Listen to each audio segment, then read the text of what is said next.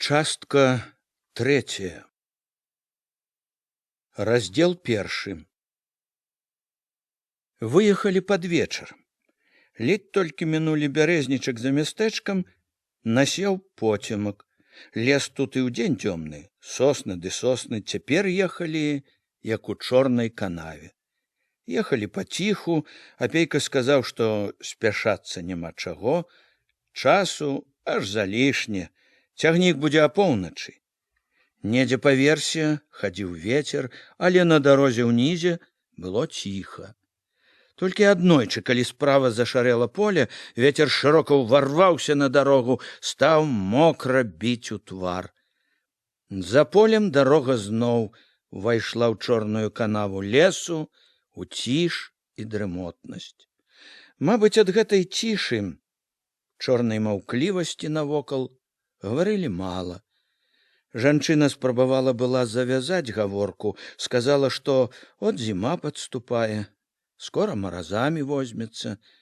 Апейка для прыліку падтрымліваў яе, і яшчэ разы два падтрымліваў, без ахвоты, і гаворка зноў ціхла, як бы глухла у важкай лясной цішы. Так і ехалі, амаль увесь час дрэмлючы, ці моўчкі думаючы кожны сваё. Толькі Ігнат раз-пораз, як бы з прасонку нокаў, памахваў пугаю, нокаў так ляніва, што коні амаль не заўважалі. Лес выпусціў толькі каля самых калінкавіцкіх хат. Зразу за соснамі заблішчалі агеньчыкі, пачалася вуліца. У вуліцы і коні, і людзі пачулі сябе весялей. Коні, здаецца, без ігнатавых лейцаў самі ўхапіліся ў подбег, так у подбег і дакацілі да доўгай, шырокай, са святлом у вокнах будыніны вакзала. Амаль зразу, як увайшлі ў залу, там ушчалася мітусня, усе рынуліся к дзвярам, што вялі на перон. Зала напоўнілася нецярплівым гоманам, крыкам. Занепакоілася і Апейкава спадарожніца. Таксама захадзілася, хутчэй білет трэба б, не спазніцца б, але Апейка супакоіў, што гэта не іх, гэта па часе гомельскі. Так яно і было. Поезд быў на Гомель. У апусцелай пацішэлай зале ўзяў Апейка з касы два білеты на Мінск праз Жлобін. Абгледзеў, праверыў іх і так, і на святло. Ігнат, які сачыў за ўсім, рашыў нарэшце, што задачу сваю выканаў і мае права лічыць сябе вольным. Ён зняў шапку і так з шапкай в адной руцэ і з пугай у другой сказаў, каб вярталіся жывыя здаровыя, і валка спакойна падаўся да дзвярэй. Сядзелі ўдваіх на канапе, доўга гаманілі. З гаварлівасцю жвавай вясковай жанчыны спадарожніца шчыра дзялілася, мабыць, усім, што было на душы, і неспакоем пра тое, як там чалавек адзін з дзецьмі ўправіцца, і надзеяй на сястру, якую яна прасіла, каб прыходзіла, наглядала, і клопатам, як там будуць яе каровы без яе. Яна была даяркай у калгасе. Пэўна, забудуць зусім, пакуль яна вернецца зноў. Не таіла і страху, як бы там чаго паганага не здарылася з лысаю. Занядужала нешта, якраз надоечы.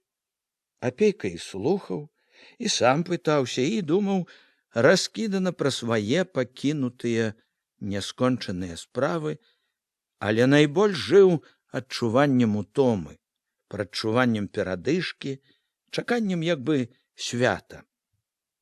Адэскі, які па дарозе на Ленінград павінен быў падвесці іх да Жлобіна, прыйшоў о 3 гадзіне ночы.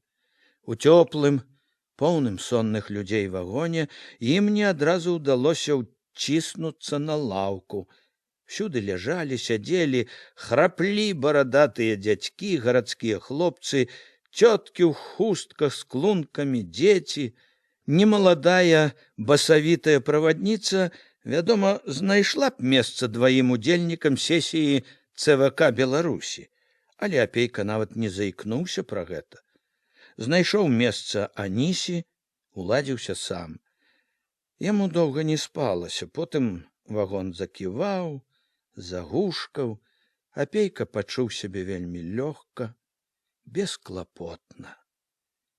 Абудзіўся ён ад таго, што забалела шыя. Сядзець было няёмка, не было на што добра абаперціся. Санлівым паглядам заўважыў у акне светлую шырокую шэрань снегу, адвярнуўся, змяніў паставу, абапёршыся аб чамаданчык, паспрабаваў заснуць зноў. У Жлобін прыехалі поцемку. Агні гарэлі цьмяна і рэдка, але нязвыклы яшчэ снег весяліў усё. Бадзёрыла, весяліла снежная з дамешкам вугальнай гары свежасць. У зале было поўна народу. Ліхтары над людзьмі як бы віселі у пары і дыме, свяцілі цьмяна. Не змаўкаў гоман. Чулася зразу цеплыня, цяжкі дух, не так проста было і адысці ад дзвярэй. Акенца касы абляпілі і не думай прабіцца. Апейка і не стаў прабівацца пакуль. Да цягніка на Мінск яшчэ некалькі гадзін можна не спяшацца кампасціраваць. Заўважыў кутку буфет. Стаў за Нісяй кіраваць да яго. Распараная важкая жанчына ў каптанчыку, што аж трашчаў на грудях і на баках, таргавала півам, чаем, гарэлкаю. Найбольш півам з бочкі, каля якой пад носам мутнела пеністая з бурбалкамі лужына. Каптан уебам мокрыя былі чырвоныя рукі, якія на час ад часу выцірала аб каптан. Аніся не адразу рашыла, што ёй узяць. Сур'ёзнай мінай бы наважылася на штосьці важнае, нарэшце выказала: чаю і піва шклянку. Коржыка не трэба, коржыкі ёсць свае. Сабе Апейка папрасіў кухаль піва. Пакуль буфетчыца налівала, агледзеўся, дзе прыладзіцца, хоць бы куточак вольны на адзіным століку, залітым таксама засмечаным аб'едкамі ад рыбы, картаплянымі лушпайкамі, прытуліўся ля акна, што з гэтага боку знутры слязілася мутнымі пісягамі. За акном быў аснежаны пляцок з голым крывым дрэвам, зашмёткамі саломы на снезе, слядамі саней, лапцей, капытоў, конскай мачы, патрохі развіднілася, смокчучы піва, закусваючы домашнім хлебам і мясам, Апейка праз звон у недаспанай галаве слухаў, як гаманілі побач два хлопцы. Піво паганае, як цялячае пойло, з вадою, мабуть. Був би таран такий, етає у смак ішло б. У Гомелі піво добренне, жигульовське, а то ще бархатне. Мы сами сушили рыбу.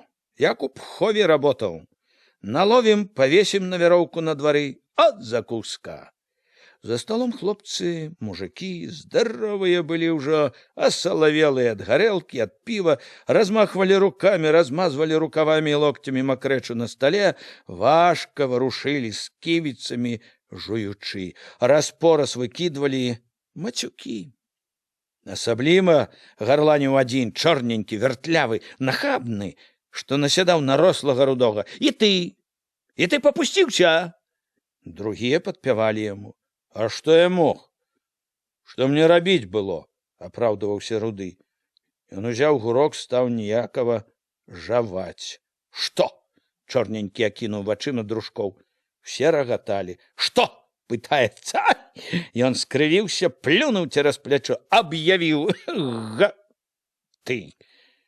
Апейка павёў позіркам. Ля стала блізка дзяўчына з кніжкаю, хмурыцца, паглядвае з-пады лба са страхам і агідаю. Побач матка туліць малую, закрывае сабой ад лаянкі, ад крыку. Відна толькі яе спіна ды хустка.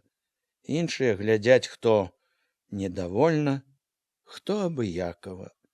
Ёсць і такія, якіх кампанія за сталом цікавіць, назіраюць і слухаюць. Дзе міліцыянер? Няўжо не бачыць, не чуе?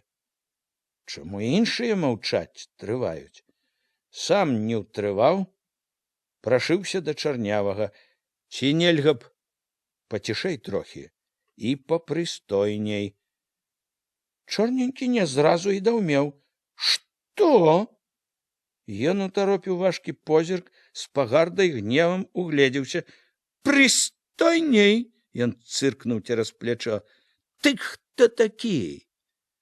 Можам бліжэй пазнаёміцца, калі не прыціхнеш. Цвёрды апейкаў тон, цвёрды позірк не збянтэжылі яго, яшчэ раздражнілі. П'яны чырвоны прыўстаў, адсунуў нагой табуретку, гатоў быў рынуць у бойку, але дружкі ўхапілі за рукі, пацягнулі, сілаю пасадзілі. І наогул пара б вызваліць стол. Заселі паны. Апейку падтрымаў гоман, падышоў і нябачны дасюль міліцыянер стаў праяўляць уладную цікаўнасць. Чорненькаму далі папяросу, ён закурыў, нядобра зірнуў навокал. Апейка адышоў. Блізка ад яго вызвалілі ад клункаў месца на канапе. Ён і ператрывожаная зямлячка селі. Чуў побач галасы ўхвалы яму. Праўда, як паны. Расселіся і не скажы ім. Так і трэба з імі. Каб не ўдаваць сябе нейкае героя, падумаеш, геройства, паказаў, што не слухае, стомлена палажыў галаву на далоні, на чамадан на каленях, нібы паказваў, што хоча спаць. Ён такі хацеў спаць, і ад гэтага хутка супакоіўся пасля сутычкі з малайцамі. Але сну не было. Ён чуў, як стукаюць раз-пораз дзверы, як плача блізка дзіця, як недзе далей рагочуць, чуў, як туга прагрукаў за вокнамі паравоз. Прыйшло на думку. От сядзіш дома. І, здаецца, все сядзяць дома. Едзеш па раёне, здаецца, увесь свет у раёне. А рушыш у дарогу, нібы ўвесь народ у дарозе. Колькі народу, малых, старых, мужчын, жанчын у дарозе. Нібы няма хат, аселасці. Не, это не прывід. Всё ў руху. Ніколі не было такога руху. Нават у Жлобіне, у глушы гэтай, дзе на станцыі адно век драмалі тыя, каму выпала перасадка, нават тут глядзі, што робіцца. Чуў, цікаўная Аніся дапытвалася. Всё такі кінулі? Чаго там было кідаць такога? Всё ж такі хата свая, карова, конь. Хату мы забілі, а карову паглядзець покуль тэкля, сястра. Кажуць, потом перавезці можна будзе. Па чыгунцы, а коня няма. Здох летась, пад весну. А чаго ж я то? Паспачувала, жахнулася Аніся. А хто яго знае? Хвароба якаясь, здох. Ад чаго не здох, лягчэй не будзе. Здох. І не страшно. Чаго? Ехаць у белы свет. На пустое, можа, место, дзе ні хаты, ні двара, ды і не блізко, можа? Далёко. Ігнатко, як яно завецца? От не запомню ніяк. Падобно на кыш-кыш. Кыштым, памог з годнасцю хлапечы голас. От, кыштым. Кажу, падобно на кыш-кыш, ну. Далёко. За гарамі Урал. Далёко. Ну от. А страшно, не страшно, што з таго? Не жыць жа адным тут. Всё адно. Ён там, мы тут. І так уже год цэлы, лічы, не бачыліся. Дзеці саскучыліся, і ён, піша, скучае. А страха там, хата, е якая? Барак, кажа, е. Пажывём, а там саб'ём сваю. Ён у мяне не ломак які, хадзяін, і капіць, як каторы, дак не, і курыць, лічы, не курыць, хадзяін. Завод строіць, дак і хату сабе абстроіць мо. Шкода было. Чаго? Ну, родныя места. Жыццё ўсё пражылі. Бацькаўшчына. Бацька, матка жывыя, можа? Матка жыве, а бацька памёр. Шкада толькі, што з таго? Радныя, не радныя. А толькі як там лепей будзе, так і тыя радныя будуць. Нашых сколькі ўжо в Сібер пераехала, і далей за Сібер яшчэ кажуць, і жывуць, прывыклі, як все адно і бацькаўшчына там. Увесь Савецкі Саюз, родзіна, это правда, сказала Анися. Я ж і кажу, рыба шукае, дзе глыбей, а чалавек, дзе лепей. Апейка расплюшчыў вочы, паглядзеў. Жанчына, чырвоная ад духаты, сіваватая, без хусткі, але ў кажусе. Адной рукой туліла да сябе малое, другая рука была на галоўцы дзяўчаняці, што сядзела на клунку перад яе каленямі. Дзяўчанё спала, палажыўшы русявую галоўку на матчыны калені. Яшчэ на клунку сядзеў хлопец, Ігнат, недаспанымі, але пільнымі вачыма, глядзеў навокал, вартаваў бацькоўскае дабро. Вы хто такі сам боеце, а? Пачуў раптам Апейка. Пыталіся яго. Дзядзька справа, з плоскім тварам, барадаты, в цялячай шапцы. А чаму гэта цікавіць вас? Ды от, мо не наборшчык часам? Дзядзька заўважыў неразуменне на Апейкавым твары. Ну, не набіраеце людзей куды-небудзь? А, не. Умяшаўся не адразу другі, таксама барадаты, з вострымі вочкамі. А з-адкуль, здалёку? Ён сядзеў на фанернай скрынцы, паварушыўся, сеў ямчэй, растлумачыў. У заработкі едзем, дак от і пытаемся. Дык вы ж, мабыць, выбралі ўжо дарогу. Дак так, што і не, у том і дзела, што не. Ён зноў нібы растлумачыў. Летам у балоце пад Воршаю работы, кажуць, не перарабіць, а цяпер зімою. Куды? Той у цялячай шапцы памог яму. Надумаліся, паедзем, папытаем. Без спросу седзячы, все адно не знайдзеш. Мяркуючы па тым, як адразу прыліп да іх гаворкі трэці у падзёўцы шыняля, іх было трое. Апейка зірнуў дапытліва, востра. А як жа гаспадаркі? Пакідалі? Цялячая шапка кіўнула няпэўна.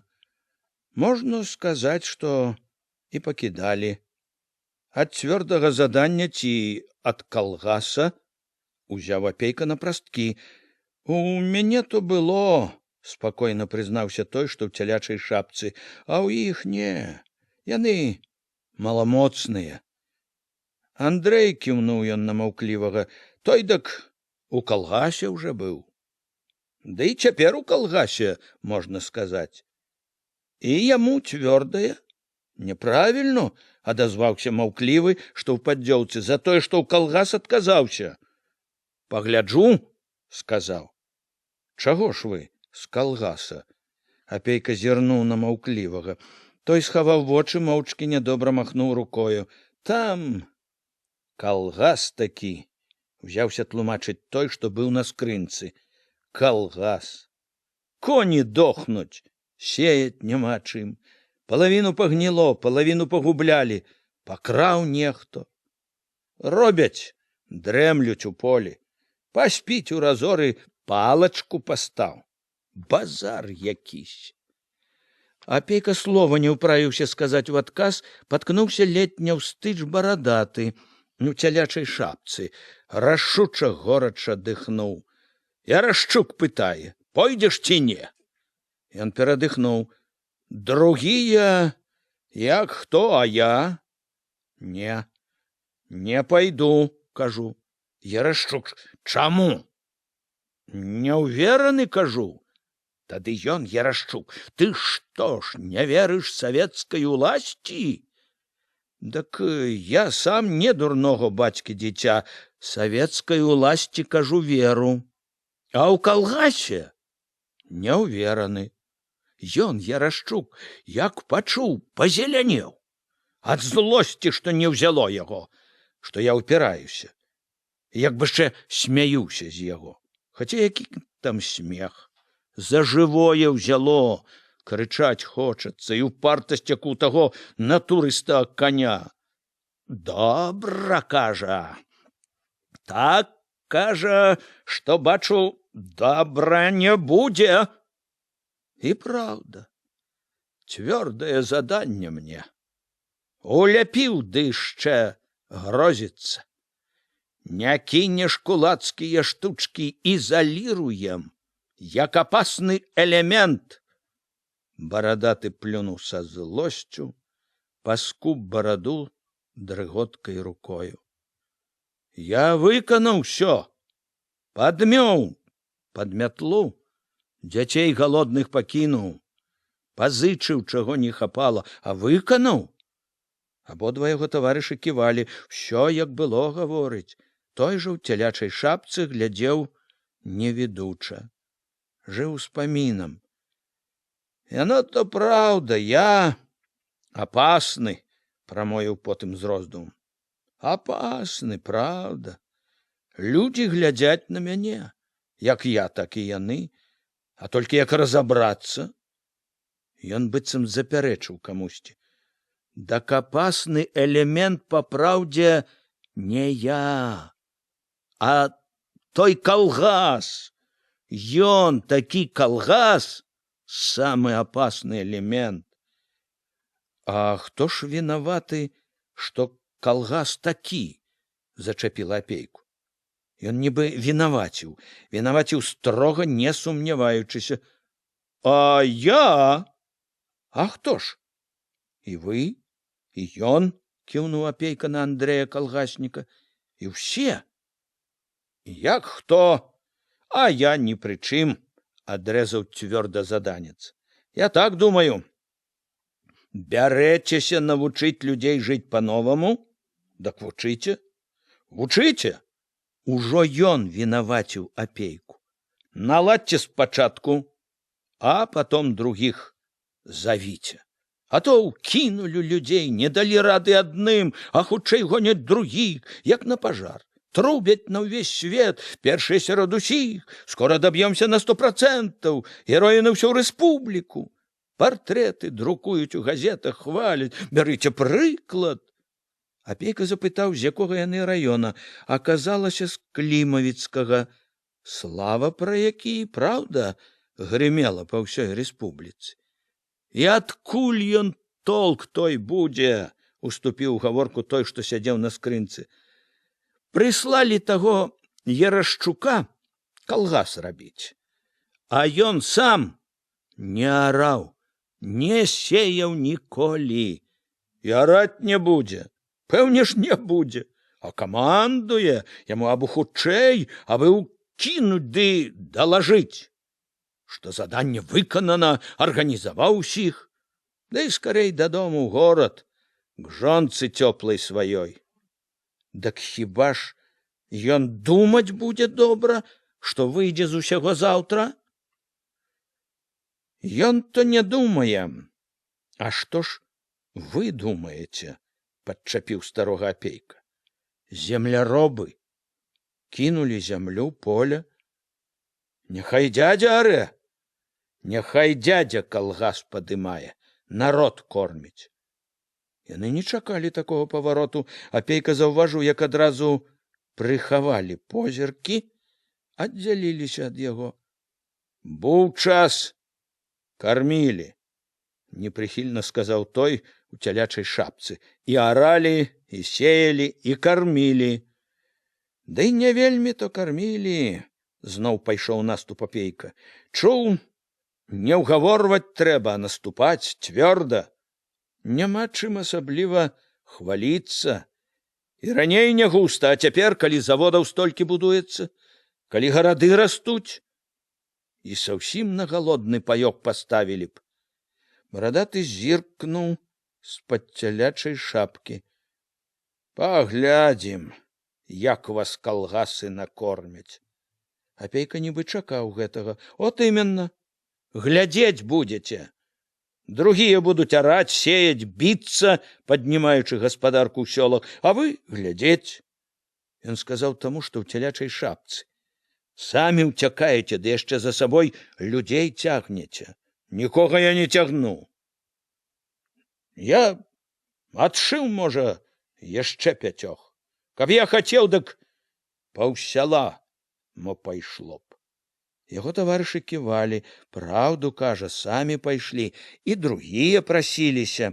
Не адны мы, як бы павінаваціўся той, што сядзеў на скрынцы. Думаеце, тут на вакзале мала такіх? Палавіну, можа, а то і болей. Все глядзяць, дзе б дзецца. Не ўсе. На віду заўсёды тое, што паверх плыве. Будзе каму і араць, і сеяць, хлеб рабіць. Карміць, у тым ліку і вас. Апейка бачыў, не хацелі ўжо глядзець на яго. Былі як чужыя. Барадаты ў цялячай шапцы не таіў злосці. Яшчэ адзін указчык знайшоўся. Але апейка не шкадаваў. Была ўпэўнена, што правільна так строга павёў гаворку, і іх няма чаго хваліць. Хоць ён і разумее і праўду, і боль іх, якіх дурната нейкага Ярашука выгнала з родных двароў. Ярашукова дурната, ды і свой страх. Няхай ведаюць, што ёсць і іншая, большая праўда. Але трэба і да іх справядлівым быць. Ёсць у іх свая праўда, ёсць, і няма чаго хаваць гэта. Ды ці так папрокі трэба ім цяпер. Парада цвярозая, разумная. От што ім трэба найбольш. Не пашанцавала вам, сказаў ён мякчэй, як бы зодумам. Яны улавілі ў тоне яго гаворкі спачування, зірнулі на яго недаверліва, дапытліва. Не пашанцавала з Ярашчуком. Все трое прамаўчалі, але апейка прыкмеціў, гэта спадабалася. Зноў як бы бліжэй сталі, толькі той у цялячай шапцы зіркаў недаверліва. Ярашчук, мабыць, ваша праўда, дурань. Апейка задумаўся, пачаў разважаць уголас. Толькі ж тут і так можна падумаць. Ярашчук то Ярашчук. Ярашчук з боку прыклёпу. Ды і тое, канешне, праўда, нядоўгі госць. Не сам уцячэ, дык выганяць, а раскусяць, што за птушка, мятлой пагоняць. Заўважыў барадатага сумнення, запярэчыў цвёрда яму. Пагоняць. Раней ці пазней пагоняць. У том і дело, што мой пагоняць, ды позно. Позна не будзе. Апейка гаварыў цвёрда, як бы ўсё ведаў загадзя, наперад ведаў, толькі так зможа пераканаць іх. Калі ўвогуле зможа пераканаць. Але не ў тым соль. Ярашчук Ярашчуком, а калгас калгасам. Як сказаў нешта не абы як важнае, зірнуў не абы як. І з той жа цвёрдасцю ведае цану таму, што кажа. Не на ветер кідае. Калгас, што б там не накруціў Ярашчук, сам сабою справа надзейная. От што галоўнае. Цёмная яшчэ для многіх, новая, але надзейная, разумная і сваё возьме. Спакойна, упэўнена папярэдзіў. Так што і тое глядзіце. Як бы не пашкадавалі потым аб сабе. Завязалася спрэчка пра калгасы, звыклая для апейкі спрэчка, якую столькі разоў вёў ужо дома і якую давялося весці зноў тут, на перасадцы. Апейка не мог бы сказаць з пэўнасцю, што пераканаў іх ва ўсім.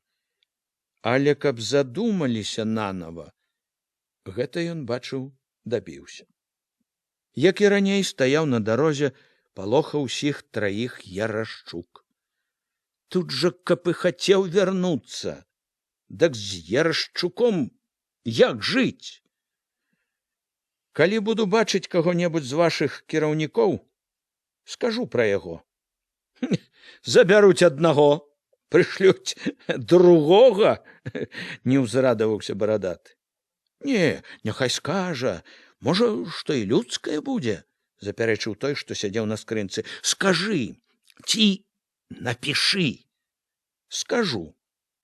Гаворка ўціхла. Трое маўчалі, Апейка адчуў, маўчалі таму, што ён ужо быў лішні ім. Хацелі аб нечым памеркаваць між сабою, а можа, гэта толькі здалося, можа, ім проста не хацелася ні гаварыць, ні думаць.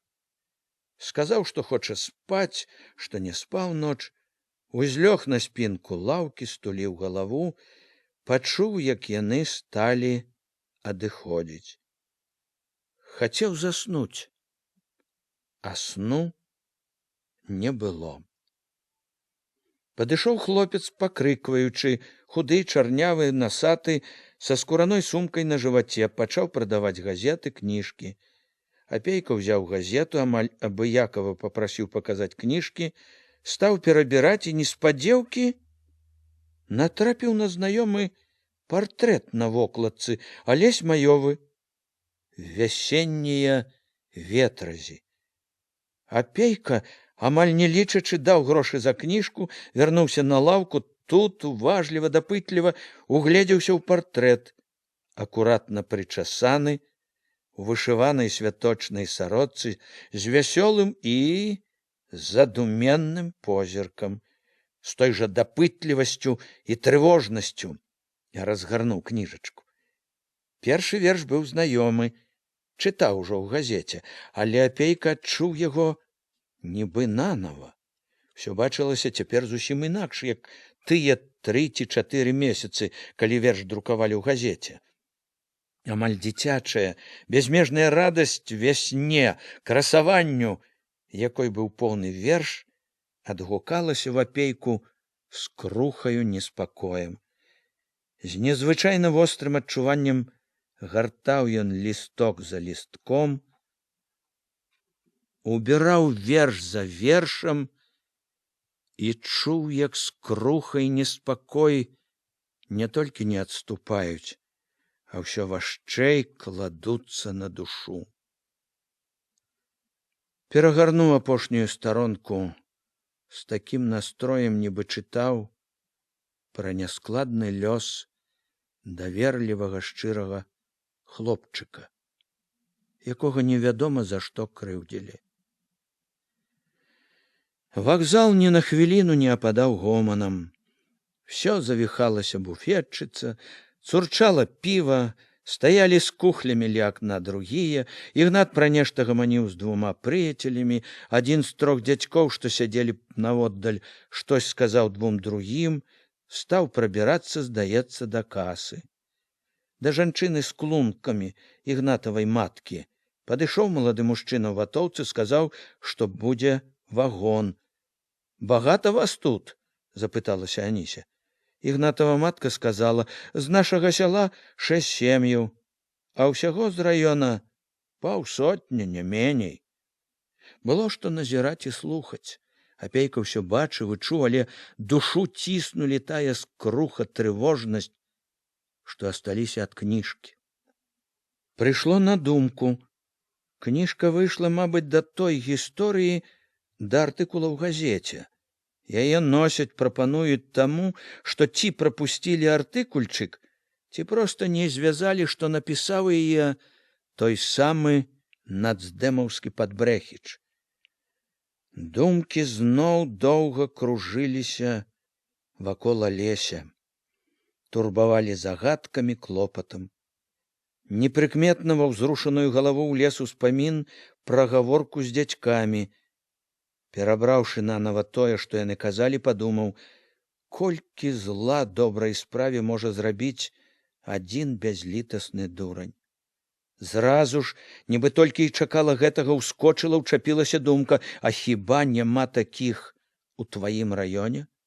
такіх, якія сваім бесталковым наскокам бураць веру ў добрае, толькі калечаць справу? Адагнаў прыкрае, павёў думку да сесіі, на якую ехаў, што там будзе. Важная гаворка павінна быць. Вялікія справы пачаліся, вялікія перамены ідуць. Жыццё ўсё набірае хаду, рэзка ідзе ўгару, думкі перанесліся ў Маскву. Там толькі што ішоў пленум ЦК партыі, які рашаў надзвычай важныя пытанні, сярод іх пытанні калектывізацыі. Шкада, няма яшчэ тут сённяшніх газет. Вось-вось павінны паявіцца ў друку рашэнні. Факт, тое, што рашыў пленум, будзе мець асаблівае значэнне для сесіі. У памяць прыйшло нядаўняе артыкул Сталіна «Год вялікага пералому», што быў надрукаваны ў «Правдзе» 7 лістапада да кастрычніцкай гадавіны. Апейка чытаў яго дома, тады ж, як прыйшла газета. Ён зноў, як і тыдзень назад, калі толькі чытаў газету, стаў думаць пра артыкул, які ўсё выклікаў нялёгкі роздум.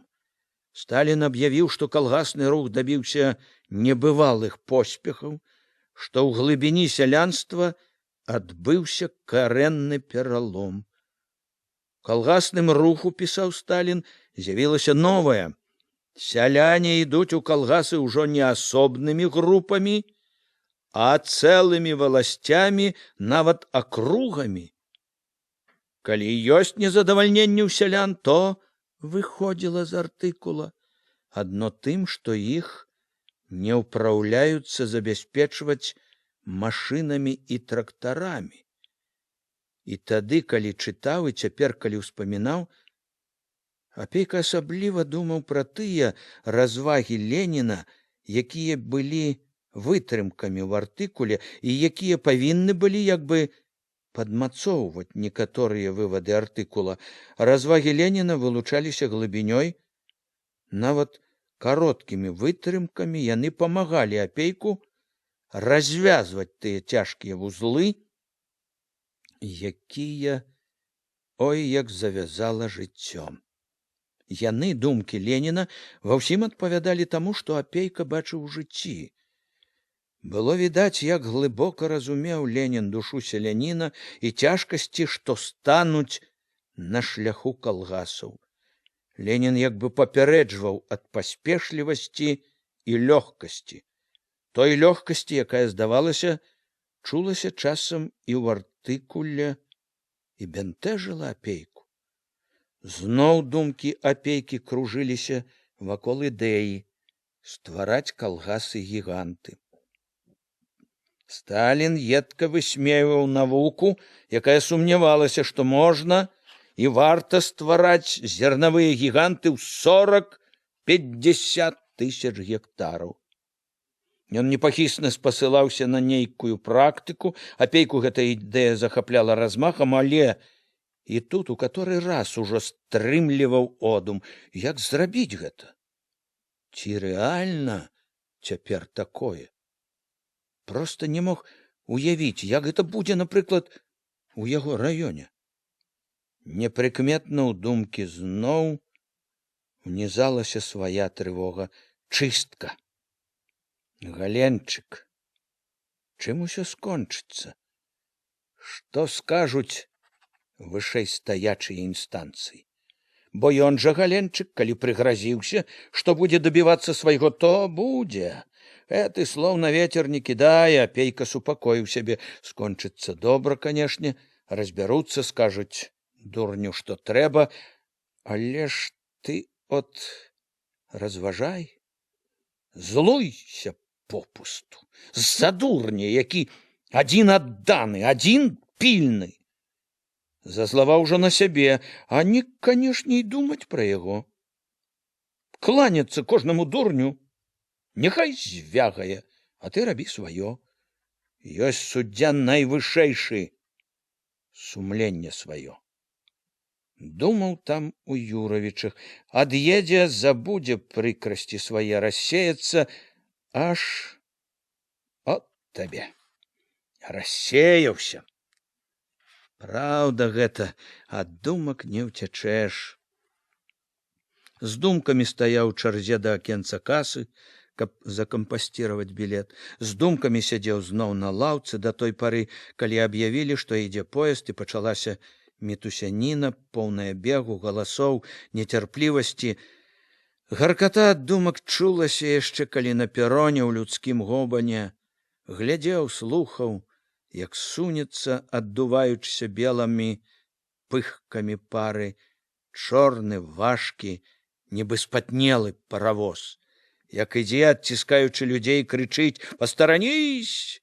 Чыгуначнік, як бразгаюць буферы, пакалыхваючыся, рушаць міма вагоны, вокны, дзверы з праваднікамі і правадніцамі. Яны знайшлі ў цёплым абжытым другім вагоне два вольныя месцы са столікамі і каля акна. Уладзіўшы чамадан, Апейка в акно бачыў, як яшчэ доўга не ападала мітусяніна на пероне, бачыў, як рушылі назад вокны вакзала, кран у пабеленай сцяне з надпісам «Кіпяток», доўгія будыніны складаў. Пайшла разнастайнасць хат, хлявоў, агародаў, закружылася, пагойдваючыся поля. Было штосьці харошае, супакойлівае ў мерным грукаце колаў, у самім бегу цягніка, па нязвыклым яшчэ заснежаным полі, з далёкімі і блізкімі лясамі і лясочкамі, з чарнатою блізкіх і далёкіх хат. Калі Апейка адарваў позірк ад акна, вагон ужо зноў жыў звычайным спакойным жыццём. За столікам па другі бок некалькі чалавек стукалі ў даміно. Хтосьці за перагародкаю вучыўся іграць на гармоніку. Недзе плакала дзіця. Побач з усім ён убачыў тую дзяўчыну, што чытала на вакзале. Цяпер з ёю загаворваў стрыжаны чарнявы чырвонаармеец. Некалькі чырвонаармейцаў спакойна сядзелі ў суседнім купе, все ў шынялях і будзёнаўках, з вінтоўкамі, штыкі якіх былі насаджаны ўніз. Яшчэ двое такіх жа чырвонаармейцаў было відно далей. Каманда. Ездзілі ці едуць на нейкае заданне. Блізка быў селянін, малады, з барадою, нечым падобны да аднаго з тых, якія гаварылі з ім на вакзале. Апейка ўспомніў: «Думаеце, мала такіх тут на вакзале?»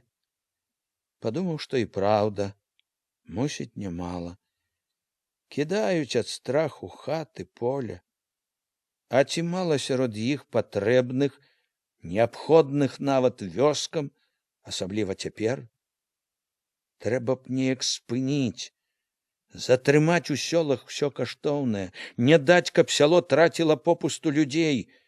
Індустрыя, канешне, возьме сваё, багата возьмуць будоўлі, але трэба зберагчы і для поля, трэба змагацца з іх страхам, цярпліва тлумачыць, прывіваць веру. Адзін выхад. Яго паклікалі гуляць у даміно. Апейка сядзеў у шумлівай купцы дзядзьковых хлопцаў, пакуль праз вагон не пайшоў стары, прастуджаны праваднік. «Бабруйск! Каму Бабруйск? Выходзьце!» Адзін з прыяцеляў, ці не самы гарачы і галасісты, выглянуў, нібы не верачы, пашкадаваў: «О, прыехалі!» Ён усё ж дагуляў партыю ўжо на стаянцы, давольны выйгрышам, скінуў чорныя костачкі ў мяшочак і ўрэзаўся в чараду людзей, што ішлі ў вагон. Апейка вярнуўся на сваё месца. Жыхары вагона проста на вачах мяняліся. Новая змена з порсткім тупатам, штурхаючыся, хапаючыся сапучы, разыходзіліся па калідоры, па ячэйках, з чамаданамі, з клумкамі, з мяшкамі. Чырвонаармейскай каманды ўжо не было. Сядзеў толькі распрануты чарнявы, мабыць, адпускнік. Смеючыся, зазірнуў кніжку, якую дзяўчына нібыта спрабавала чытаць. Апейка зноў глядзеў на мітусню на пероне, разглядваў новых пасажыраў, глядзеў, як цягнік прабіваецца праз блытаніну вуліц, вулічак, бляшаных ды гонтавых дахаў. Вочы мімаволі лавілі праявы чужога жыцця, сані з дрывамі, пры іх дзве постаці, цётка-гараджанка і вясковы дзядзька з пугаю, чародка дзяцей каля горкі, на саначках з канькамі, забітая дошкай крама з крыва павіслай, адарванай з аднаго краю шыльдай. Кружыліся за шыбкамі поля, ляскі, беглі вёскі. Вагон прухка пакалыхвала. Спорны, імклівы стук ад кола ўнізе ўсё больш аддаляў роднае мястэчка. Новыя краявіды, новыя шыр, дарогі, снягі падбягалі, знікалі, змяняліся. У гэтым імклівым лёце ўвесь час не адступалі, кружыліся думкі. Ахвотна думаў пра добрае, цікавае сесію, пленум, сустрэчы са знаёмымі, адганяў трывожнае, назольнае, што прымушала ныць сэрца. Адганяў, а потым лавіў сябе на тым, што зноў думае пра тое, што вярэдзіць душу, пра Алеся, пра Галенчыка, пра Башлыкова, пра брата, пра будучыню сваю, у якой паявілася нядобрая невядомасць, пра тое, як жыць і быць. Брат, Саўчык, звязаны з класава чуждымі элементамі. Чаму такое вялікае значэнне мае, хто твой брат? Чаму яно становіцца часам не меншым, а нават нібы большым, як тое, хто ты сам? Людзі ж не выбіраюць братоў сабе. Это ён тады ўдала сказаў Башлыкову. Не выбіраюць братоў, дзядзькоў, цётак, племяннікаў. Чаму загадзя навек запісана, што адносіны з імі могуць быць толькі прыязныя, што яны абавязкова неяк уплываюць на цябе? Яны на цябе, а не ты на іх. Чаму ты абавязан адказваць не толькі за сябе, а і за іх, якіх у вёсках можа быць дзесяткамі? Канешне, тут у яго не хто-небудзь, а брат, родны брат, это праўда. Але ж гэта, калі задумацца, яшчэ лепш гаворыць пра тое, як неразумна дабівацца дыстыляванай чысціні ў біяграфіі па часці сваякоў. Чаму такі клопат пра ідэальную біяграфію? Часта куды большы, чым клопат пра ідэальнасць дзейнасці чалавека. Вазьмі таго ж Башлыкова. Ідэальная біяграфія яго, як бы ўжо загадзя спісвае яму якія-небудзь грахі ў рабоце. Як бы ўжо чалавек з такой біяграфіяй сам па сабе ідэальны ва ўсім, ва ўсіх учынках. Хоць у жыцці часта бывае зусім наадварот. Чаму багата хто лічыць, што жыццё можа каціцца гладзенька, роўненька, як паравоз па рэйках? Чаму некаторым бачыцца ўсё такім простенькім, нямудрым, калі дурню відно, якое яно няпростае, старое жыццё? Асабліва ў крутыя, як цяпер, паваротныя часы. Чаму іншыя нават падазрона глядзяць на старанне разабрацца разумна, справядліва, не біць з пляча? Чаму часта найбольш цэніцца просталінейнасць, якую невядома чаму завуць прынцыповасцю, хоць гэта найчасцей чэрствасць і неразумнасць. Ды яшчэ выдаюць іх за знак асаблівай рэвалюцыйнасці, адданасці. За акном проляталі неспакойныя і рваныя кудлы дыму з паравоза. Так жа рвана ішлі думкі ў апейкі. У развагі ўваходзіла цікаўнае, загадкавае. Чаму гэта раптам выклікалі ў Мінск Белага, які ехаў тут днём раней? Потым зноў шлі развагі пра Башлыкова. Што можа просталінейнасць яго ад маладосці, ад няведання жыцця, што пажыве, пераменіцца не інакш. Жыццё таксама навучыць. З радасцю думаў пра Белага. От ён чалавек ленінскай вывучкі. усё больш адчуваў набліжэнне Мінска. І ўжо як пра блізкае, абавязковае, думаў пра тое, што зробіць тут за гэтыя дні. Самым першым нязменна было сустрэцца з Алесем. У Мінск прыехалі ўвечары. Горад спаткаў россыпам агнёў на пуцях, у вулічных ліхтарах, у вокнах. Каля дзвярэй з вакзала ў горад сухарлявы чалавек у капелюшы пытаў: «Ці ёсць удзельнікі сесіі ЦВК?» Праз некалькі хвілін Апейка, Анися, яшчэ двое знаёмых дзядзькоў кацілі ўжо святочна ўзрушаныя аўтамабілем па святочна прыгожых вуліцах сталіцы. Зіхцелі, беглі агні, зіхцеў, вясёлкава іскрыўся ў святле агнёў снег, мільгалі постаці, вокны, пад'езды, урачыстая чырвань транспарантаў, пачэпленых цераз вуліцу. Калі прыпыніліся, прагрукатала вялізнае са светлымі вокнамі дзіва. «Трамвай!» — сказаў з захапленнем Апейка. Чулая радасць поўніла сэрца. Апейка пазнаваў, ехалі па галоўных вуліцах 11 ліпеня, Савецкай, Ленінскай, выйшлі на пляцы Волі, каля гасцініцы Еўропа. Анися была не толькі ўсхваляваная, а і трохі разгубленая. Хаваючы разгубленасць, увесь час паглядвала на Апейку, як бы чакаючы яго парады. Шафёр узяўся памагчы паднесці ёй чамаданчык. Яна ўсё вінавацілася, што от і сама магла б паднесці, проста не ведала, куды дзець рукі. У гасцініцы іх спаткалі яшчэ больш ветліва, запісалі ў момант, далі пакоі. Далікатны рухавы хлопец папрасіў адно не затрымлівацца, спусціцца сюды ж, каб ісці ў рэстаран абедаць. Апейка злавіў Анісін позірк і сказаў, што зойдзе па яе, што прыйдуць сюды разам. Ветлівасць, чысціня, цішыня Апейку заспакойвалі. Яшчэ ўзмацнялі настрой святочнасці, радаснай лёгкасці. Пакой быў добры, такі ж чысты, прывабны, як і ўсё тут. Паўсцены 3 ложкі, нікеляваныя, з шарыкамі, пасярэдзіне квадратны, засланы белым накрухмаленым абрусам стол. Усе ложкі былі вольныя. Апейка ўзяў сабе бліжні. На стале акуратна ляжала некалькі газет. Паклапаціліся і пра гэта. Ён узяў адну «Правду». Вочы адразу выхапілі: «Пленум ЦК ВКПБ». Аб выніках і далейшых задачах калгаснага будаўніцтва. Рэзалюцыя. Апейка нецярпліва прабег вачыма, пашкадаваў, што трэба ісці, рашыў, што прачытае адразу, як вернецца.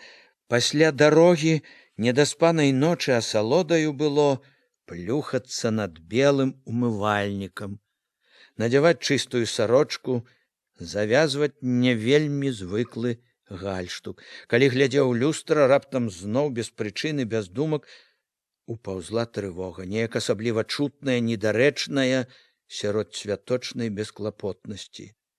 Ён не паддаўся трывозе, адагнаў назольныя, гатовыя апанаваць думкі, але святочнай бесклапотнасці ўжо не было.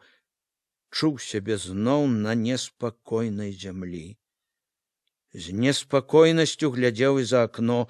З-за прыпарушанай трохі шыбкай былі званіцы пляца Волі, будынак ЦВК, голы скверык, ішоў ціхі сняжок. На ўспамін, асабліва блізкі, цяпер прыйшоў Алесяў воблік, клопат пра яго. Калі пастукаў у пакой да Анісі, тая яшчэ збіралася. Яна выглянула цікаўна ў дзверы, заплятаючы касу, радасна сказала, што зараз збярэцца, заходзьце, але Апейка не пайшоў, пачакае тут у калідоры. Чакаць давялося нядоўга. Праз хвіліну, заплеценая ўжо, з русявай касой, яна выскачыла зноў і увяла Апейку ў пакой. Была у той жа шэранькай шаўётавай жакетачцы, картовай спадніцы, у ботах вялікіх і важкіх. Але кругленькі твар быў такі вясёлы, цікаўныя вочкі блішчалі так молада, што Апейка сам павесялеў. Яго зразу цягнулі ў спрэчку. Анісія і суседка спрачаліся, надзяваць ці не надзяваць хустку. Яго зразу ўцягнулі ў спрэчку. Аніся і суседка спрачаліся, надзяваць ці не надзяваць хустку. Суседка гаварыла, што ў горадзе, у сталоўцы ці ў тэатрах сядзяць без хустак, а Аніся пярэчыла, без хусткі нядобра, якась стыдно, як усе адно не адзеты перад чужымі. Вочкі яе, як не хавала, бліскалі шчасцем, калі, завязаўшы хустку, раз потым другі неёмка знарок строга паглядвала ў люстра. То была нібы не проста кашаміравая зялёная хустка, а асаблівая краса, у якой твар цвіў, як адна з тых агністых кветак, што так хораша гарэлі на лісцяным зяленеве хусткі. То была самая вялікая Анісіна краса. Ці дзіва, што Іван Анісімавіч цвёрда, без знаку якога-небудзь сумнення, падтрымаў Анісю. Ну от, звялі кубелца з Арынаю Цітаўнай, гаварыла ў калідоры Аніся, ласкава, як бы прасіла прабачэння ў суседкі за тое, што не паслухалася.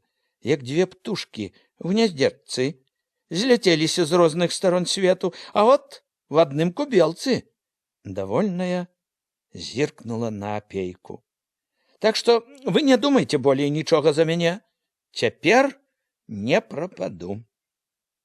Абыходлівы белатвары хлопец з ЦВК толькі намерыўся правесці іх у рэстаран, калі з-за шкляных дзвярэй паказаўся нізкі таўставаты дзядзька ў паліто з каракулевым каўняром і ў стаўбуновай каракулевай шапцы.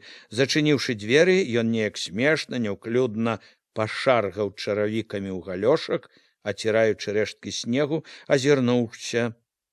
Убачыўшы апейку і жанчын, падаўся проста да іх. Апейка пазнаў Чарвякоў, старшыня ЦВК Беларусі. Ён проста, не па-вясковаму, падаў сім руку, схаладалую на ветры, мяккую і сціплую. Ну, як уладзіліся? Запытаўся найбольш у жанчын. У якім пакоі? А, непаганы, ціхі, цёплы. Чарвякоў пацікавіўся апейкавым нумар, даведаўся, ці паабедалі. Што ж ты, братка, морыш людзей голадам? Папракнуў хлопца так лагодна, весела, што ўсе засмяяліся. Александр Егорович, прыехалі, яшчэ хацеў быў далажыць хлопец, але Чарвякоў перапыніў. Пагаворым, братка, потым пра гэта. Людзі, братка, з дарогі, галодныя. Дзіўна добра было пасля яго гаворкі. Нічога нібы не сказаў асаблівага, а ў душы асталося светлае, лагоднае. Мабыць, гэта ішло ад незвычайнай прастаты ў абыходжанні, натуральнасці і добрай зычлівасці ва ўсім, што ён казаў. У тым, як ён трымаўся, як гаварыў, не было і знаку той знарокавай, разлічанай дэмакратычнасці, калі кіраўнік нібы падладжваецца, падрабляецца пад прасцяка. І робіць і гаворыць все толькі таму, што так трэба. У тым, як трымаўся Чарвякоў, чулася, што ён трымаецца так таму, што інакш і не можа, што ён звык да гэтага, што яму няма ніякага клопату пра тое, як яму выглядаць між людзей. Усе неяк зразу пачулі, просты, вельмі добры чалавек. Апейка ж падумаў, што ў тым, як Чарвякоў трымаецца, як вольна і шчыра, ёсць троху і ад звыклага ўжо адчування, што яго ведаюць і любяць, і будуць любіць. Ужо калі вячэралі ў рэстаране, Чарвякоў без паліто і без каракулевага стаўбуна паявіўся зноў. Таўставаты, прыгорблены, з пацёртым партфелем на жываце, агледзеўся, важка няўклюдна патупаў каля стала, дзе сядзеў апейка з жанчынамі. Крэслы былі ўсе заняты, ён, прыціснуўшы локцем партфель, узяў адно ад суседняга стала, сеў з імі. Яшчэ да таго, як ён уладзіў на каленях партфель, падышла, спяшаючыся, афіцыянтка, борзда пачала ставіць талерку, фужэр, лажыць відэлец, лыжку. Ён лагодна спыніў яе. Нічога не трэба, хаця піва пляшачку прынясіце. А больш не трэба. Я паабедаў нядаўна, зусім насыціўся. спытаючы смачна піва тоўстымі усмешлівымі губамі, відаць, і выпіць і пад'есці любіў смак. Ён неяк смачна за салодай сказаў: «Сягоння з дарогі паспіце добра, а заўтра, браткі, пагуляйце дзень, паглядзіце горад, багата новага зрабілі, красивы горад наш становіцца, красивы, сталіца сапраўдная. Трамвай бачылі? Пайшоў. Універсітэцкі гарадок, браткі, паглядзіце. Цэлы гарадок, горад, праўда. Будуем, добры гарадок будзе студэнтам. Клініку будуем, паглядзіце. Будуемся, паглядзіце, браткі. Адпачніце заўтра дзянёк, добра пагуляйце. А паслязаўтра рабіць будзем. Рабіць, ага. Сесія будзе важная. Важная. Папіўшы піва, надаваўшы парад, ён падазваў афіцыянтку, разлічыўся, развітваючыся, прызнаўся раптам па-таварыску: «Сам я таксама толькі што ў Мінску паявіўся. І учора толькі з Масквы, з пленума. Вялікія справы рашылі там. Вялікія». Яшчэ з паўгадзіны сядзеў за столікам наводдаль. Апейка ў гэты вечар не пайшоў нікуды. Карцела, у пакоі чакала газета. Калі ён вярнуўся ў пакоі, які раней нікога не было, ён уладзіўся за сталом, разгарнуў шырокі ліст, адразу прынік да роўных, важных радкоў. Рэзалюцыя перш нагадвала пра рашэнне 15-го з'езда партыі аб калектывізацыі дробных гаспадарак, падводзіла вынікі таму, што ўжо зроблена. Апейка адзначыў мімаволі, вслед за бедняком у калгасы рушыла і сярадняцкая маса. Пераход да суцэльнай калектывізацыі раёнаў і акруг. Уступ быў сціслы, стрыманы. Адразу за гэтым, як бы адказваючы на тое, што непакоіла яго, рэзалюцыя загаварыла аб тым, што бурны рост калгасаў выклікае разам багата складанага і цяжкага. Тут апейкава ўвага брала ўсё асабліва востра. У строгіх словах адразу адчуў тую жывую бяду, якая назаляла, пякла ўвесь час. Як знаёмая, асабістае вярэдзіла душу тое, што чытаў далей. Нізкі ўзровень тэхнічнай базы, дрэнная арганізацыя, нізкая прадукцыйнасць працы, востры недахоп калгасных кадраў, амаль поўная адсутнасць неабходных спецыялістаў. Апейку была даспадовы праўдзівасць, з якой рэзалюцыя гаварыла пра цяжкасці. За гэтай адкрытасцю ён бачыў, што там, на пленуме, добра разумелі складанасць становішча і былі настроены дзелавіта, сур'ёзна. Нібы пацвярджаючы яго спадзяванні, рэзалюцыя тут жа, дакладна, фактамі, пункт за пунктам стала паведамляць, што будзе рабіць партыя для таго, каб адолець цяжкасці, хутка пайсці далей. Гэтая частка, можа, найбольш захвалявала апейку. Чым далей, больш і вельмі канкрэтна бачылася, як багата будзе зроблена, якое вялікае небывалае наступленне развінаецца. Апейку радавала і па-баявому настройвала добрая прадуманасць далейшага. Зухвалы адзначыў, пачынаецца будаўніцтва 2 вялікіх трактарных заводаў, заводаў камбайнаў і іншых машын. Запомніў як важную вестку, што ў вёскі на падмогу павінна прыйсці моцнае папаўненне 25 000 перадавых рабочых. Пільна ўбіраў сябе, нібы слухаў аднадумцаў, калі чытаў пра набалелае, што трэба зрабіць, каб падняць дысцыпліну ў калгасах, вылучыў асабістую адказнасць кожнага за зробленае і матэрыяльную зацікаўленасць. Не вытрымаў, падкрэсліў. Пленум ЦК перасцерагае супраць недаацэнкі цяжкасцей калгаснага будаўніцтва і асабліва супраць фармальна-бюракратычнага падыходу да яго і яго вынікаў. Калі дачытаў, сядзеў нейкі час задуменны, не адпускала прачытанае. Акрамя адчування агромністасці таго, што так жыва ўбачылася, турбавала важнасць моманту.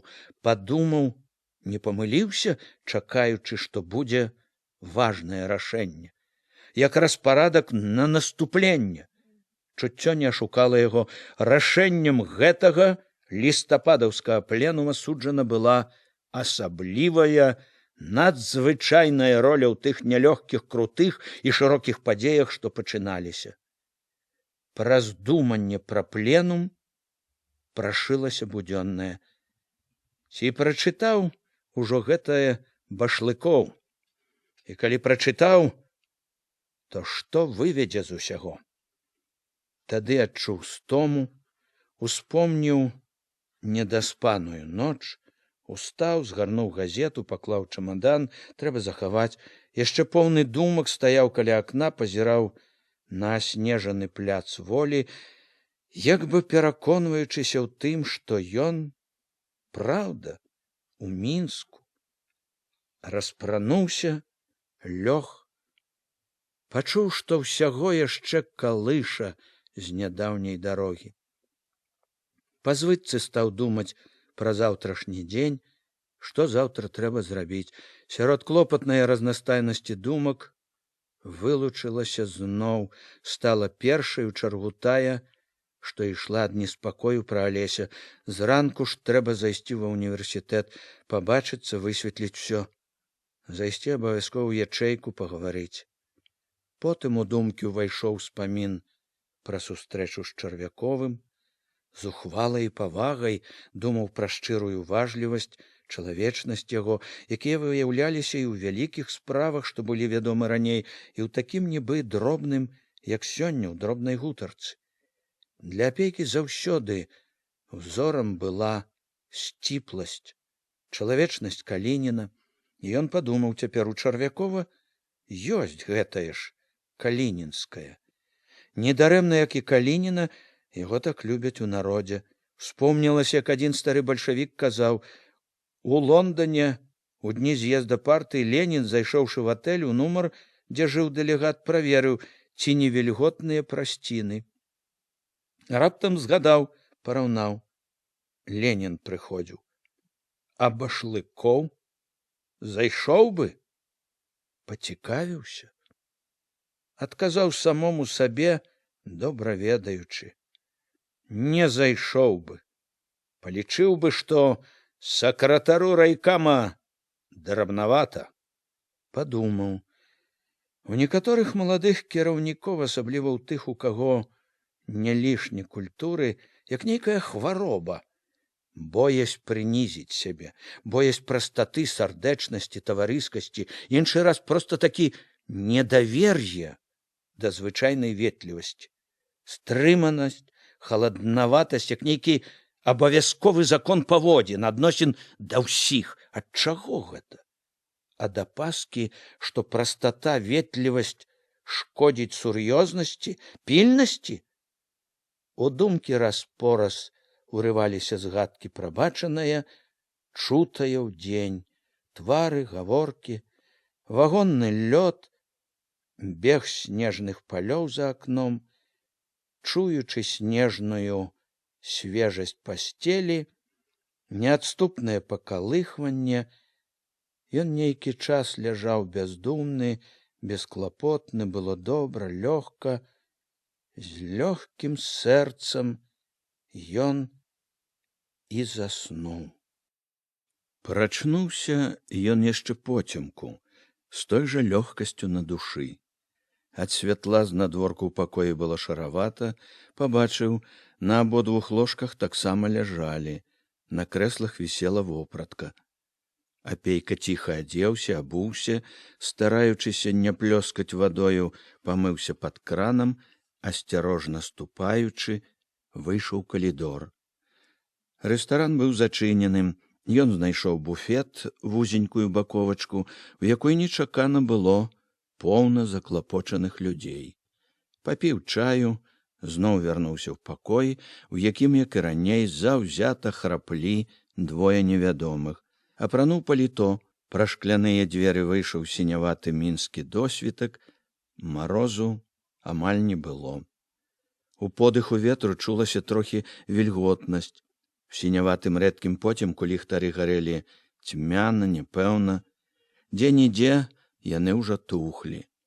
У паветры чулася яшчэ начная ціхасць, што прыглушвала галасы і гукі. Толькі галкі на голых дрэвах сквера дзёрлі горла, нібы стараючыся перакрычаць адна адну. Адразу за вуглом атэля пачыналася Ленінская. Адна з самых жывых вуліц Мінска. Апейка прухка і весела закрочыў на ёй. На вуліцы было ўжо багата людзей і руху. Апейка ўвайшоў гэты рух, як у паўзабыты, даўно нябачаны свет. Цікаўны востры позірк яго кожны момант лавіў новыя праявы гэтага паўзабытага жыцця. Абліччы, тое, што людзі неслі, абрыўкі гаворкі, дзверы, вітрыны, магазіны, што ішлі побач. Некаторыя магазіны былі ўжо адчынены. Туды заходзілі, адтуль выходзілі, адтуль патыхала цяплом і хлебам ці зямлёю, надзейным знакам бульбы. Праз вокны Апейка бачыў людскі тлум, чэргі ля прылаўкаў. Паз адзін магазін чарга доўга цягнулася, і па тратуары стаялі па хлеб. На многіх дзвярах былі яшчэ замкі, завалы, многія вітрыны яшчэ драмалі ў цемры. Цёмна было ў кніжных магазінах. На раскладзеныя ў вітрынах кніжкі разам свяцілі цьмяныя ўжо ліхтары і ранішняя сінь. Апейка перад адной вітрынай стаў, пашукаў з надзеяй кніжачку са знаёмым партрэтам. Не знайшоў. За доўгім дашчатым плотам будавалі дом, людзі рабілі ўжо. Зночы яшчэ там і тут над сценамі блішчалі лямпачкі, пачэпленыя на жэрдкі і на драты між жэрдак. Магло быць, што людзі рабілі тут і ўсю ноч.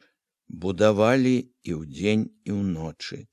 Дом быў падняты ўжо за 3-й паверх. Было відаць, што будыніна расце, вялізная, са смелым размахам, вартая сталіцы і часу. Нават проймы вокнаў уражвалі нязвыклай шырынёй, як яшчэ адзін знак нязнанай раней смеласці. Неўзабаве Апейка пачуў далекаваты, але дужы гул. Зацята ж, выбіваючыся на віск, лезла ўгару недзе ад свіслачы машына. Ён мімаволі стаў, углядваючыся ў той бок, чакаючы, востра ловячы кожны гук, кожную праяву. Ён ведаў, ішло дзіва, якое славілі газеты і паэты, і якое ён толькі мелькам убачыў учора з аўтамабіля. Мінскі трамвай. Апейка зводдалек пабачыў, як трамвай вылез з-за гары, паволі, важка выпаўз, стаў каля цэнтральнага сквера. Выпусціўшы купку людзей, забраўшы тых, што чакалі, ён пабег насустрач Апейку. Лягчэй, хутчэй, з грукатам і звонам, якія імкліва, няўхільна раслі і дужэлі. Ён прамчаў паўз Апейку з такім громам, такім зяннем вокон, за якімі людзьмі выглядвалі дзіўна святочна, што Апейкава сэрца напоўнілася гонарам за сваю сталіцу, за краіну. У грымотным лёце трамвая, ад якога аж здрыгалася зямля, Апейку пачуўся магутны індустрыяльны поступ краіны. На савецкай людзей пабольшала, і ішлі яны цяпер вельмі хутка. Іншыя ледзь што не беглі. Ні адзін, ні два паглядвалі на гадзіннікі над тратуарам. Набліжаўся самы пачатак рабочага дня ва ўстановах. Апейку нярэдка штурхалі, але ён не злаваў. Яму гэта было нават нібы прыемна, як і сама працоўная клопатнасць, хапатліва, што ўсё больш апаноўвалі вуліцу. Калі ён падышоў да універсітэцкага гарадка, ужо зусім развіднелася. Гарадок будаваўся. Там, куды падышоў Апейка, ён быў абгароджаны дашчатым плотам, за агароджай чырванелі недакончаныя камяніцы, адразу некалькі будынкаў. Пры кожным з іх былі людзі, мноства людзей. На драўляных усходах, на рыштаваннях каля самаробных блокаў насілі, паднімалі на блоках складкі цэглы, цабры з цэментам, клалі сцены. Будынкі, як і той, які Апейка бачыў раней, будаваліся з размахам, кожны даўжынёй ледзь не на цэлы квартал. Увесь жа універсітэцкі гарадок быў сапраўдным горадам у горадзе. Агароджа будаўнічай пляцоўкі абкружала немала-немнога некалькі кварталаў. Занятая будаваннем вялікай індустрыі, краіна не шкадавала ні рабочых, ні матэрыялаў, каб зрабіць моладзі ўсё, што трэба для вучобы, для асветы. Апейка не адразу знайшоў той адзіны цагляны будынак на 2 паверхі, дзе, каля самай чыгункі, ціснуўся пакуль універсітэт. Сцены будынка знатворку былі калісьці пабелены, цяпер дождж размыў пабелку, вецер наляпіў вугальнага гару ды пылу, будынак выглядаў так нікчэмна, што Апейка не падумаў бы, што тут можа быць універсітэт. Да таго ж і дабрацца да яго было няпроста. Всё навокал абгарадзілі, можна было падысці толькі па вузкім калідоры між платоў з боку чыгункі. На шчасце, дапытваючыся універсітэта, Апейка натрапіў на студэнтку, ветлівую бялявую дзяўчыну ў кажушку і ў хустцы, вельмі падобную на сваіх юравіцкіх равесніц. Дзяўчына ў кажушку і давяла Апейку да універсітэта. Ветлівая, сарамяжая, з пачырванелым на холадзе вострым носікам, сказала, дзе можа быць сакратар камсамольскай ячэйкі. Хапатліва пабегла падшытымі валёнкамі на 2 паверх. Апейка агледзеўся. Тут, дзе хадзілі маладыя хлопцы і дзяўчаты з кнігамі, дзе з усіх сцен глядзелі то расклады заняткаў, то сцен газета за бальшавіцкія веды, то аб'явы пра сходы, пра вечары, Апейку неяк асабліва ўзяло шкадаванне, што не давялося самому пабыць студэнтам. Не патаўчэшся ніколі ў студэнцкай гурме, ні клопатаў, ні радасцей гэтых не зазнаеш ужо. Акопы ды шпіталі, ды газета пад сельсавецкай газоўкай — всё тваё студэнцтва. Паспяшаўся нарадзіцца, будзеш век невукам, всё жыццё. Апейка стрымаў сябе. Нічого, стары, другія павучацца. Умей радавацца за другіх, змена якая будзе, бачыш, прыгожая, культурная. У пакоі, які яму паказала дзяўчына, было 2 студэнты. Адзін чорненькі, плячысты, у зацяганай, але адмысловай вельветавай куртачцы, другі русявы, з неяк па-дзіцячым мілым віхарком, у сацінавай сіняй сарочцы і пінжачку. Русявы з віхарком, адказаўшы на прывітанне, ветліва папрасіў Апейку пачакаць хвілінку. От толькі дакончыць гаворку з таварышам. Меркавалі пра спектаклі. Для чагосьці выбіралі спектакль. Адразу, як дамовіліся, чорненькі развітаўся, весела хвацка стукнуў дзвярыма, і русявы цікаўна зірнуў на Апейку. Гэта і быў сакратар ячэйкі. Калі Апейка назваў сябе, сваю пасаду, ён зычліва падаў руку, ад душы паціснуў Апейкаву.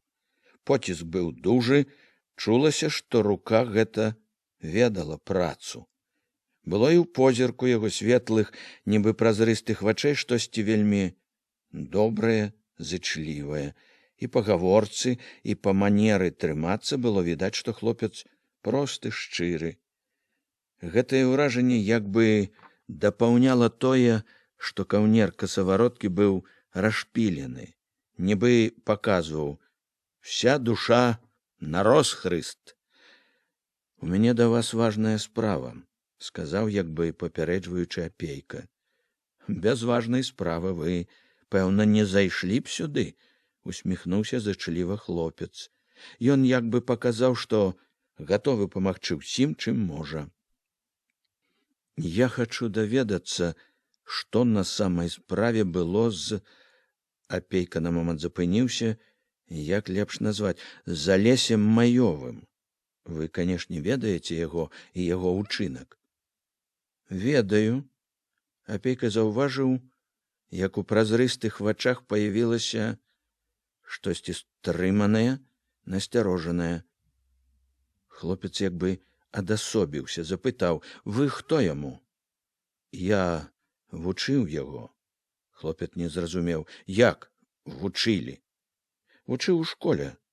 Настаўнікам быў у яго. Уважлівыя вочы глядзелі, чакалі яшчэ нечага. Першыя вершы чытаў і потым сачыў, як можна было, больш па газетах. Апейка тлумачыў спакойна, мякка, як старэйшы таварыш. Хлопец дзіўна маўчаў, быў ужо хмурны, вельмі сур'ёзны, як бы не хацеў пачынаць ці не ведаў, з чаго пачаць. Дык што ж было на самой справе? Што ж, раскажу, сказаў хлопец раптам дзелавіта, цвёрда. Толькі коротка. Тут адна справа якраз чакае. Раскажу галоўнае. Гэта непрыемная гісторыя. Непрыемная для ўсёй ячэйкі, для ўсяго універсітэта. Тут і наша віна, камсамольскай ячэйкі, не адмаўляюся. Прамаргалі, выпусцілі з-пад увагі. Камсамольца таварыша аддалі, можна сказаць, самі ў рукі другіх. Самі не вялі выхаваўчай работы, вось тыя і выхавалі. Выхавалі па свайму ўзору і падабенству. Для нас гэта вялікі ўрок і на сённяшні дзень, і на заўтрашні. Апейка, і ідучы сюды, і пачынаючы гаворку, яшчэ спадзяваўся на добрае, на тое, што ўсё акажацца, калі не зусім шчаслівым, то ва ўсякім разе не такім паганым, як ён трывожыўся. І вось кожнае слова студэнта пераконвала, што здарылася самае горшае. Хлопец быў наш, як бы білі апейку словы шкадавання. Быў наш. Чаму ж быў наш? Азвалася в апейку нязгодаю, але ён стрымаў сябе. Мы верылі яму, спадзяваліся на яго, як на камсамольца, таварыша, а от прамаргалі. І былы таварыш адкалоўся, а потым пакаціўся ўніз, дакаціўся да таго, што стаў прыслужнікам нацдэмаў, паслугачом нацдэмаўскага хвосця, паслугачом ворага. Вы перакананы ў гэтым? Стрымліваючыся, сказаў апейка. Сакратар камсамольскай ячэйкі зірнуў на яго, нібы не разумеючы. Я не веру гэтаму. Як мог спакойна, але прама, цвёрда, растлумачыў апейка. Не веру, што ён стаў прыслужнікам ворагаў. Хлопец трохі збянтэжыўся ад апейкавай рашучасці, на чыстым ілбе разлілася ружовасць. Мы таксама спачатку не верылі. Не хацелі даваць веры, але ён сам не скрываў. Больш таго, нават выстаўляў, паказваў усім. Спрабавалі адгаварыць, пераканаць, ён знарок упарціўся. У голасе хлопца пачулася злосць. Героя з сябе, падумаеш, герой, строіць пачаў.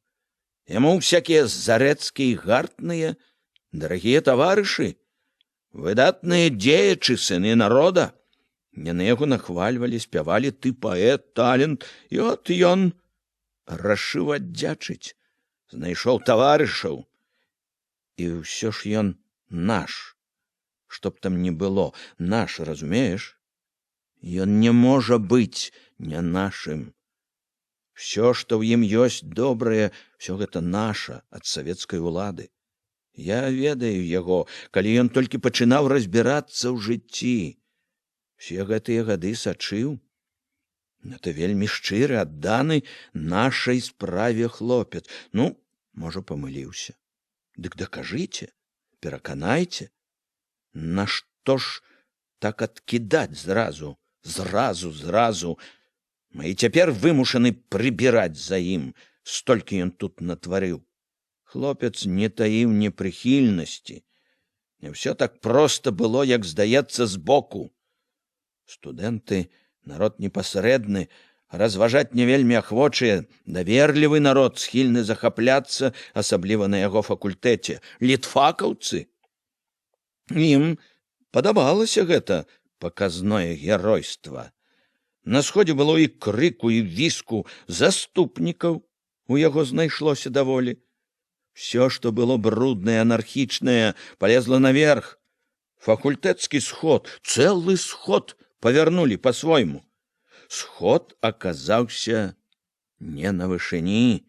Ліберальныя настроі перамаглі прынцыповасць. Прыйшлося ўмешвацца, нанава збіраць, расхлёбваць кісель, які заварыў герой ваш. Ужо не заўважалася, што сарочка ў хлопца па-юначы расхрыстаная, і дзіўна было, што вочы ў хлопца здаліся празрыстыя, наіўныя. Апейка зірнуў гэтыя вочы і раптам зразумеў, што спрачацца з хлопцам ці пераконваць яго марная трата. Ды сакратар і не таіў, што гаварыць пра гэта больш не хоча, мусіць зараз ісці. Дзе знайсці яго? — запытаў апейка. Яго выключылі? Ён жыве недзе ў горадзе. Зайдзіце на літфак, там, мусіць, хто-небудзь знае, хаця яны ў другую змену, так што ідзіце ў інтэрнат на Нямізе.